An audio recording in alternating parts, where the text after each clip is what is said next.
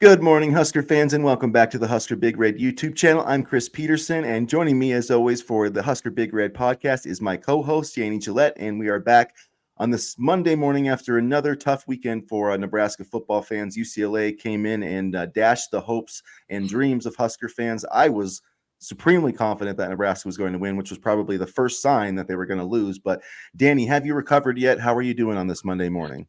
I'll tell you what, if it keeps going like this is going to be the Go Dogs Go Ohio State Buckeyes podcast because I'm throwing up the white flag. No, but I'm honestly I don't know. I wish we had another game next week and not a bye week, just so we could turn the page. Because I'll be honest here, these next 2 weeks with Nebraska fans and us are going to be insufferable.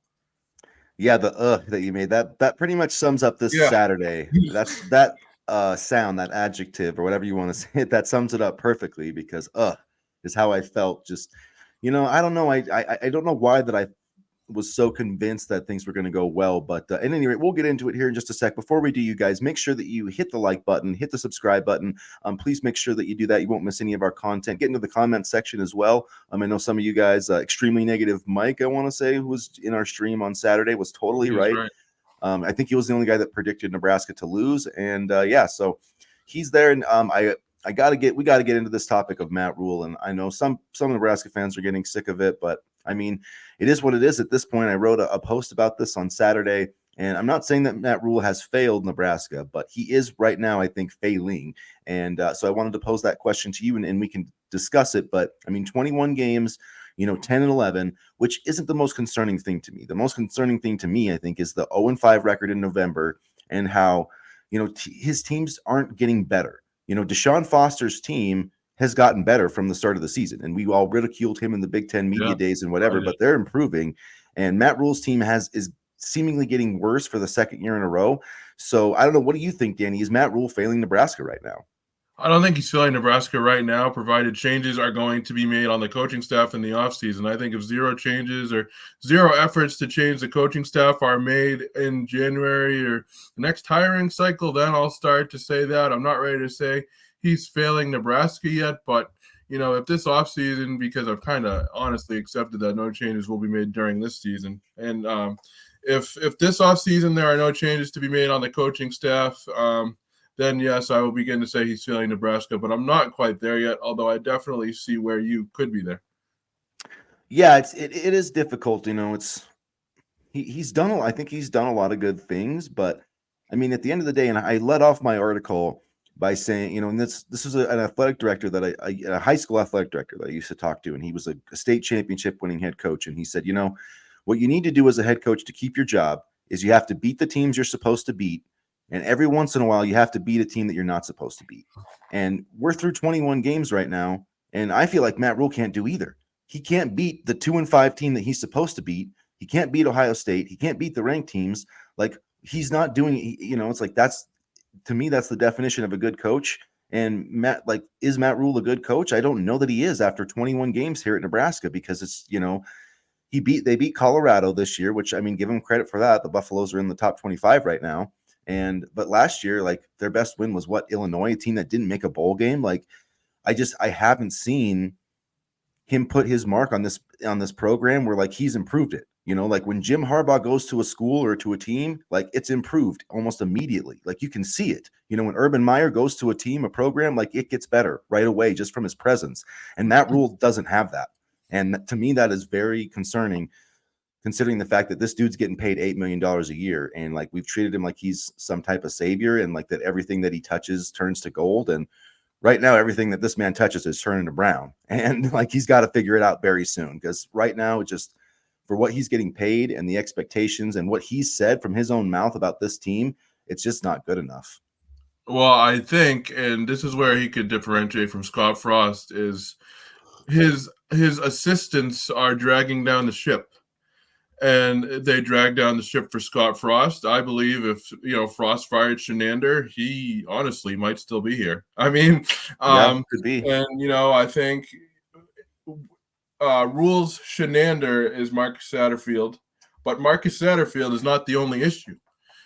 Tony White is also struggling. Garrett McGuire is also struggling. And, you can say, and I'm not saying, I'm just saying generally that they were bad hires and stuff like that. And there's still time to rectify, there's still time to change things, this hiring cycle. But if he doesn't, in the offseason, then, I feel like, he's setting himself up for a failed tenure at Nebraska. I think what he does this offseason, because it's too late to make any changes now, like I said earlier, if he can cut ties with his friends and go outside of, the program and hire, talented assistants, because he didn't use all of his assistant coach money when he first got hired. If he can do that and correct the mistakes, then I think, he can turn this thing around. But if he stays with what he has right now, then that's unfortunately setting him up for failure. Yeah, it's going to be really interesting today to see, if he does get asked that about, because Steve Sipple, when he was with Mike Severe, I want to say that's the last name. Hopefully I didn't mispronounce that. I'm sorry if I did, but I was listening to the show anyway.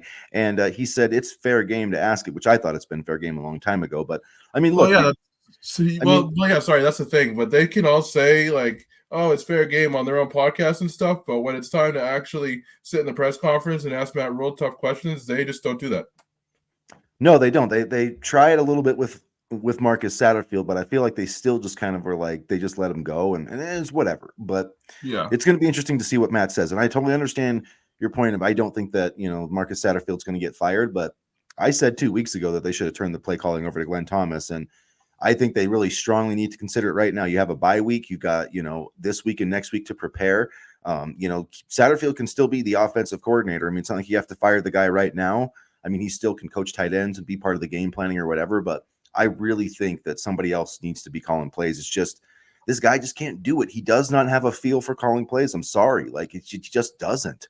And at the end of the day, you can draw up the best schemes in the world, but if you don't have a feel for calling plays for how to, like, I'm going to run this here in the first or second quarter, and that's going to set me up this in the fourth quarter. He doesn't do that. He doesn't have a plan. It's just like, it seems like he's not calling anything in the first quarter with the fourth quarter in mind. You know what I mean? Like there's no script to it. There's no, and the other thing is like, I'm not sure that these guys know how to attack a defense. Like, what does Marcus Satterfield know how to break down film? I mean, this was one of the worst passing defenses in the Big Ten, and especially they aren't good at defending like the go routes, at defending deep balls. And we saw that in the second half. But why did it take that long to start taking some of those shots? And then, I mean, I get the same point where he didn't, I think, run the ball very well. It was like they got more committed to running the ball when they were down by 3 touchdowns, which is what I said on, to start, that they need to come out, run the football. And I don't know, it's just, it seems like the offense just, there's no plan, and there's no, there's no like, hey, we're setting Ja'Cory Barney up with this jet sweep, and we got something else as a counter for that later when defenses start overplaying that. It's just like, I think you said it before. He's just kind of throwing things at the wall and hoping that it sticks, and he's getting paid way too much money for that to be the case. But I feel like there's also some Dylan Raiola regression, and some people will say, oh, it's because of Satterfield, but I think it's just a freshman wall right now. He's kind of hit that freshman wall, because there were times on Saturday where I thought the plays were there and he just couldn't make them. There was one play, where he could have thrown to Emmett Johnson for what I believe was a first down. I believe there was enough space. There were a couple times where Thomas Fedoni was open that Raiola didn't read it correctly. So, I think Raiola's hitting the freshman wall, and that combined with just the overall play calling makes things difficult. Yeah, and it's, I don't know. I do lay some of the blame for his play, on Satterfield and Glenn Thomas. I mean, I just don't think that they're putting him in a position to succeed. I mean, I think that they're running all these damn crossing routes, and the offensive line can't protect, and it's just, I mean, I do think that Dylan does need to play better. And in the interception, Thomas Fedoni was wide open. I mean, that was his first read. Thomas Fedoni was wide open. I mean, I'm not saying it would have been a touchdown, but was that the one where it got picked with the linebacker? Because the other thing I noticed on that play was he was reading Fedoni the whole time, and the linebacker was reading Raiola the whole time. So everybody knew where the ball was going, and Raiola just couldn't get it there. I mean, I like you said, Fedoni was wide open, and I thought on that play he just led the linebacker too much, and the linebacker knew what was coming. I think it was Cam Medrano. Yeah, and then I mean, so that was a real gut punch, and I don't know. I mean, it's I've heard people talking about hey, should they go to Heinrich Harburg over Dylan Raiola, and No. I don't think they should either because, for one, I don't think Heinrich can do it. People are like, bring in Harburg. He's going to be, he's going to add a dynamic element to the offense. We tried this last year, and we ended up with the same stuff last year. Like, we're stuck in this weird kind of situation where the quarterback position, stop me if you've heard this one before, is not performing well right now. And it doesn't matter who we put in. Heinrich has the legs, but, defenses know that he can run, and they plan for that. And, people say, oh, he completed – passes, in the fourth quarter, he was driving down the field. Yeah, because UCLA was playing prevent defense. They were bringing like 3 guys on the pass rush, and they knew that, Harburg was going to try to throw deep, and they were playing for that. So that's why Harburg looked so good on that particular series. And I'm not saying that, Harburg is bad, but we tried the Harburg experiment before, and it just didn't work. And the only reason I think he had some success on Saturday was because, UCLA kind of eased up on their coverage a little bit. Yeah, and they were waiting for that deep shot, which he eventually had to take, and it got picked. I mean, that's like classic 3 deep prevent defense, and it worked. And that was a crazy pick. Yeah, the one that was yeah.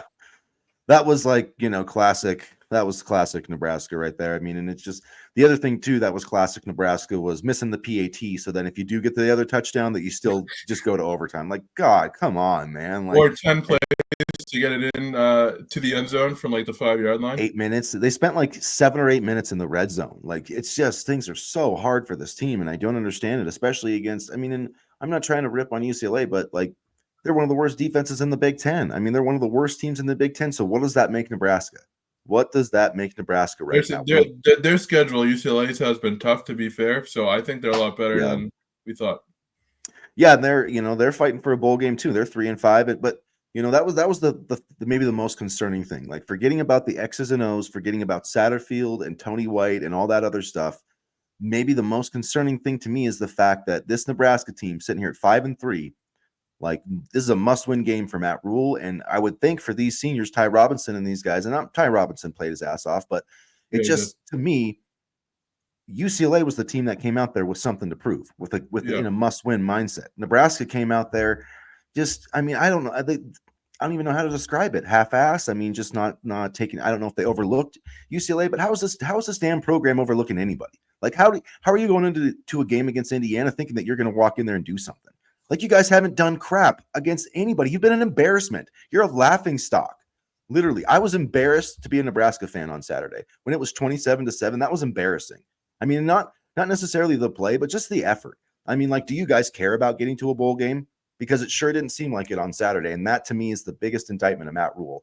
And I don't know. I've been saying it since last year, man. There's way too many Scott Frost similarities in this dude. And I don't know. I'm just not really, I really don't know if he's the guy. And it's like, if you would have told me at the start of the season that we're talking about, Dylan Raiola maybe getting benched going into the USC game. I mean, what a disaster. What a flaming disaster this program has turned into.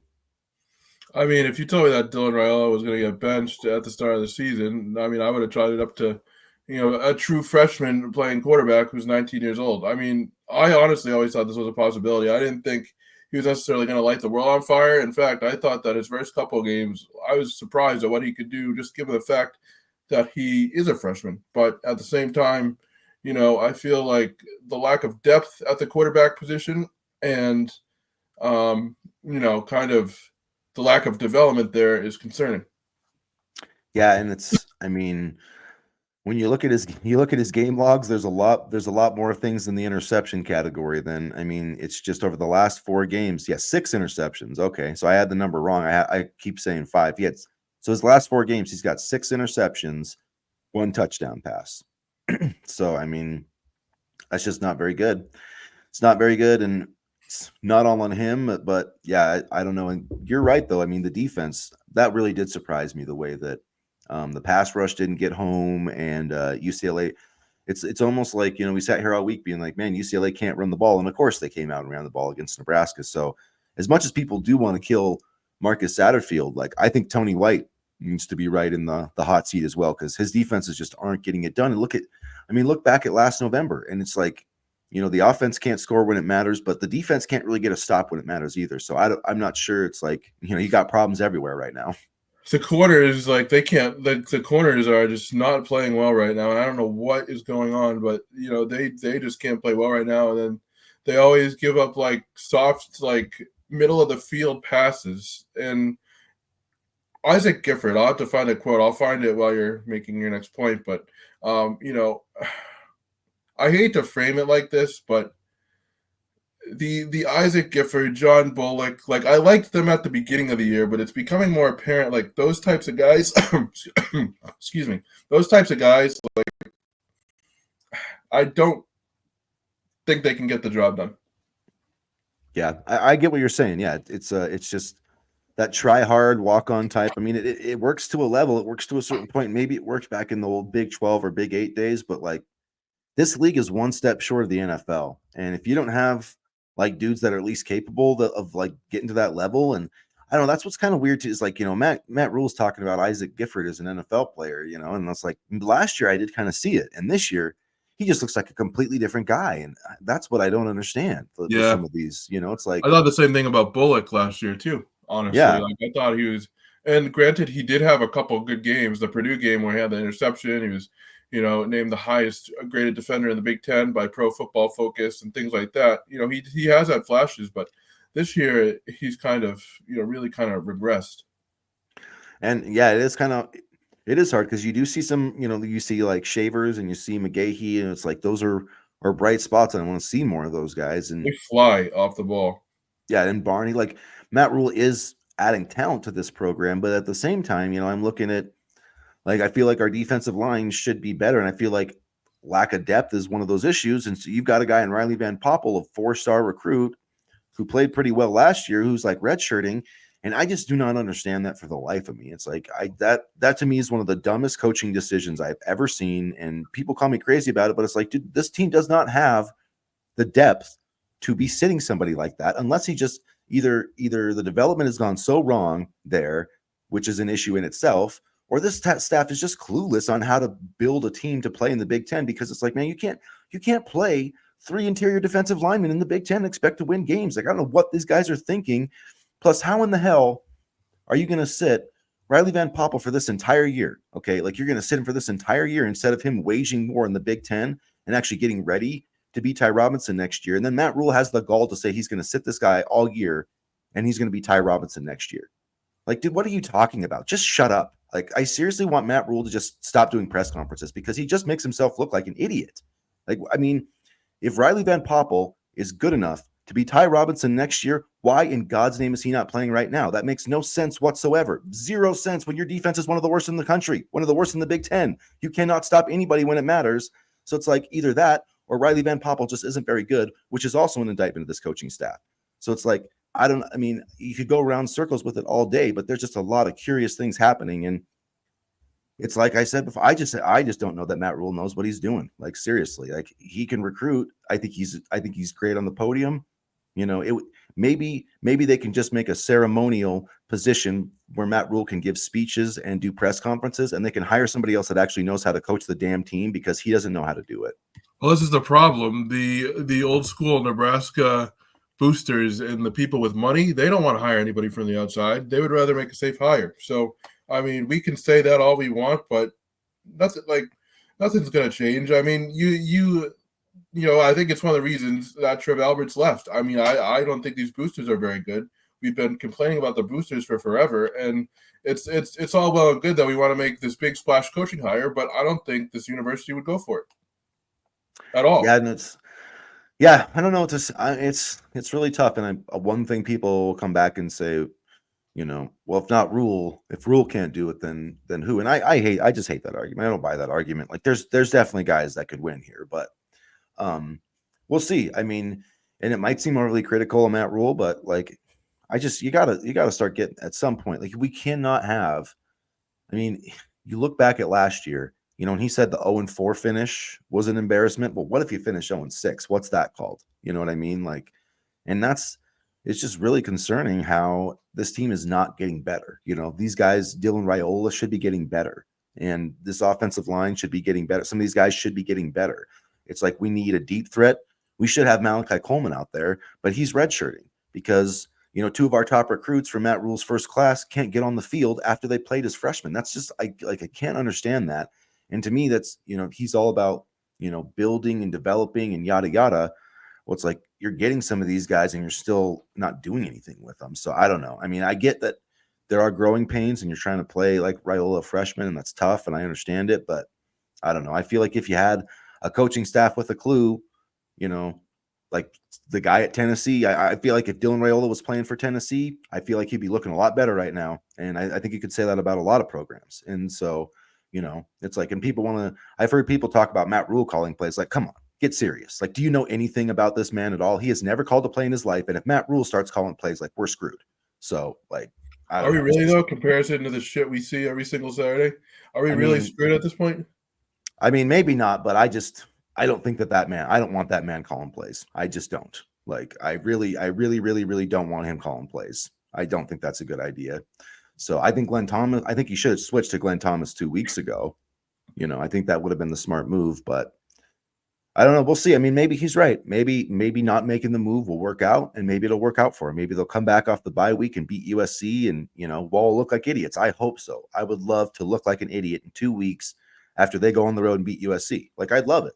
Go for it. Rub it in my face. You can rub that. I'll eat crow all day. I will happily just shove the crow into my mouth. Yeah. But like, that's just not gonna. Like, I just don't think it's gonna happen. I hope so. Like, I pray to God, because I don't know, man. I can't, if this team doesn't make a bowl game, that's just, I don't even know what to say. I don't even know what to say anymore. Well, Isaac Gifford's quote that I was talking about earlier, I just found it. He said, after the game on Saturday, he said, quote, "We have to get up and contest. There are too many guys making a catch, and the defender is not right there to make the tackle. We gotta get up, be on them. We gotta be contesting passes." Like, yeah, no shit. Like, why is this, like, I don't know. Like, yeah, you should have been doing that. And Isaac Gifford is a player who unfortunately struggles in coverage. So I don't know. I mean, it's just like, yeah, no, like, it the should be pretty obvious basic. statement of the day goes to Isaac Gifford. I don't know. Yeah, I don't know. It's tough. I mean, and you have all these big time recruits come in, and you have this huge weekend set up. It's like, I felt like you had this big balloon, a big hot air balloon, and like as soon as Ethan Garber's like busted out that 49-yard run, it like just popped it. Just popped it. And I'm not. I mean, the returns still seem very good in terms of the recruiting and stuff. So I mean, I don't think recruits obviously take wins and losses like we do. It's not as big a deal to them. So like, but still, I mean, I do think if you don't get to a bowl game again, that's not a narrative that you really want to have out there on the recruiting trail. So I don't think it's going to have a huge impact on what Nebraska's trying to do in this 2025 class, unless you start getting to the point where these guys are worried about Matt Rhule's future. That's when recruiting becomes difficult. So, I mean, I think Rhule at least has one more year. So I think he has one more year. And I'm not, I mean, people always mistake what the things that I was like, yeah, I'll question. Like, I'm not going to, when the performance is bad, like, I'm going to call it out. That's just how I am. I'm not going to sit there and like sugarcoat it, but I'm not saying that Matt Rhule should be fired after this season. I think he deserves next year, and maybe he'll get another year after that. I mean, we have to see how things go, right? You have to see, but like theoretically, if they lose out this year and then they go out next year and start 5-2 and lose their next 5 games, then yeah, he's probably getting fired. Like, that's just, like if I'm a Walmart worker and I don't show up to, like, if I can't do the job, like if I can't get people through, if I'm a cashier and I can't get people through the checkout line without like spilling their food, then probably going to get fired. If I'm like dumping out their eggs every single time, they're probably going to be like, I think you need to get reassigned. Although now they have the self checkout, so you don't even have to lift a finger. That's true. Although they do have the self checkout person. I was that person at one time. I did work at Walmart as I was going through college back in the day. But at any rate, so I don't know. I don't think he's going to get fired next year, but you're putting yourself on a bad trajectory, and I'm stunned. I'm like stunned that we're here right now. Even if he does get fired, I don't trust this university to make a good hire. Yeah. I mean, I don't know who you would hire. I mean, I was pounding the table. I've been pounding the table for Matt Campbell for years. I think he's a great head coach. I think he would do fine here. I'm not saying that he'd win a damn national championship, but I don't know. I feel like he could do a good job here. I think anybody who's won at Iowa State that consistently, it's like, yeah, Matt Rhule won at Baylor, but he had 1 year. He had 1 year, and he's, to be fair. I mean, true, but like, he had Temple too, but it's like, he had Temple, got him there, and I don't know. I just feel like he hasn't. I mean, what has he really built? He got Temple good for a year or two, and then he left. He got Baylor good for a year or two, and then he left. So it's like we want to say he's this big program builder, but I mean, has he? It's not like he's really ever built a program like at a sustainable level. At a sustainable, like 5 to 10 years, this program's in the top 25 every year. I mean, even when he was at Baylor, like his best achievement was like playing Oklahoma close in the Big 12 championship game. That's what got him the next job. You know what I mean? So it's like he's still throughout his entire career, like he's never beaten like a top 10 team. He doesn't have like a signature win in his entire coaching career. And how many years are we into this thing now? So like at some point, I don't know. At some point that feels like that's a pattern. And like, I don't know. I think Nebraska, I'm really starting to worry that Nebraska got the wrong guy, and that we were all wrong about Matt Rhule. As shocking as it is, I don't know. We'll see. I'm not ready to say that yet. I mean, because I do think we needed a program builder at the time because the program was in shambles following Scott Frost's tenure. So in that respect, I think he's been able to get the talent in here. It's just about the execution, and I'm not ready to give up on him yet. I'll give him next year because I think there are some staff changes that need to be made. I think the entire coaching staff needs to be looked at, and if he changes, some of the personnel next year, then I would feel a little bit more confident heading into the 2025 season. But I mean, there's still a lot of football left to be played. There's still a lot of key games left to be played, and if they get that 6th win and they make a bowl game, then I think it's a different conversation. But right now, it's there's a lot of changes that need to be made, and I'm not sure where the program goes from here. Yeah, I mean, there's a lot of ball game left in this season, though. So I mean, you're right about that. Like we got 3 games to go in the narrative. If Nebraska goes 2-1, then we've got an entirely different narrative. So that's the great thing about football is, the narrative can change quickly in 1 week. It only takes 1 win to change the narrative, and that's really true of this program. It takes 1 more win to get to a postseason game, and then the entire narrative has changed. So all that is still true, and that's kind of the good thing for Matt Rhule is the bar is pretty low. You just got to get 6 wins, man. You just got to win one of these last 3 games. And Wisconsin did just lose like 42-10 to Iowa on the road. So that seems like a good opportunity to do it. So we'll see what happens. It'll be interesting to see what what the press conference says today or what Matt Rhule says today. But I think it's going to be an interesting month of the season. I'm not ready to give up on him yet, but definitely he needs to make some changes to get things right with the coordinators. I did want to touch on before we go here. It's basketball season, you guys. Crazy enough as it is, the 23rd ranked Nebraska women's basketball team will tip off against Omaha at 12 Central Time today. The men's basketball team is facing Texas Rio Grande Valley. So they're 307 in the Ken Palm. Those are both going to be on Big Ten Plus, which I know that you guys love. Oh yeah, I love it. Absolutely love every second of that. The best ever. I'm still contemplating my subscription. I'll probably do it because I'm just a shill to these corporate companies. I sign up for all their stupid little streaming packages. I'll probably just listen to my boy Kent on Huskers.com. But there you go. Much better. At any rate, before we do, I'm going to throw out one bold prediction. I think both of the Nebraska teams are going to make the NCAA tournament again this year, which isn't really that bold, but that's just my prediction preseason. I think both teams are going to win at least one NCAA tournament game this year. Ooh, that is a bold one. I thought about that. I wasn't going to go quite that bold, but I can see it. I really like this men's team, and the Britt Prince era is starting today, so it's a fun time to be a Nebraska basketball fan. And it's honestly Texas A&M for both teams was a terrible matchup last year. Like that was a very tough matchup. It was, yeah. And volleyball's 12-0, kicked the crud out of Wisconsin. So, volleyball and basketball school, guys. So get on the train. No, come on now. Come on, I'm just kidding. I know, but yeah, I mean they are kind of pulling the weight here athletically, and wrestling too. Wrestling and baseball. Baseball's they win the Big Ten championship last year, so lots of good things. Hopefully, we'll get that bowl game, you guys. At any rate, if you haven't already, please hit the like button, hit the subscribe button, get into the comment section with your thoughts, and as always, go Big Red. Go Big Red.